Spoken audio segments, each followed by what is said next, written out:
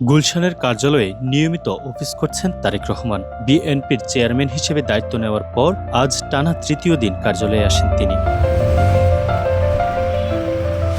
সকাল থেকেই তারেক রহমানের কার্যালয়ের সামনে জড়ো হতে থাকেন দলের তৃণমূল সহ বিভিন্ন পর্যায়ের নেতাকর্মীরা।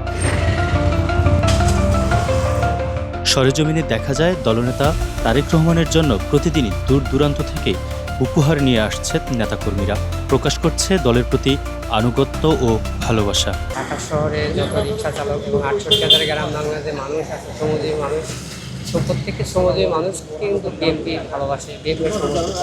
আমরা নয়, যত শ্রমিক আছে, দিনমজুর, কুলি, অসহায় দরিদ্র পরিবারগুলো আছে, সকল পরিবারই কিন্তু বিএনপি সমর্থিত থাকা, তারা সবাই বিএনপিকে ভালোবাসে। এখানে আজকে 10-12 দিনতে আসা যাওয়া করতেছি যে চেয়ারম্যান সাহেবের লগে দেখা করবার জন্য। না, এখনো হয় নাই, তার দৃষ্টি আকর্ষণ করতেছি একটু দেখা করার জন্য। আমরা ছাত্র আন্দোলনের সময় অ্যাক্সিডেন্ট হইবার পরে এখন কোনো সহযোগিতা পাইতেছি না এই পর্যন্ত সরকার থেকে।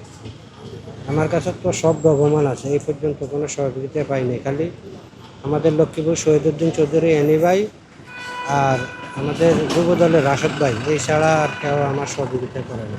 নেতাকর্মীদের আশা, তারেক রহমানের নেতৃত্বে বিএনপি আরও সংগঠিত হবে, রাজনীতিতে সক্রিয় ও শক্ত অবস্থান গড়ে তুলবে।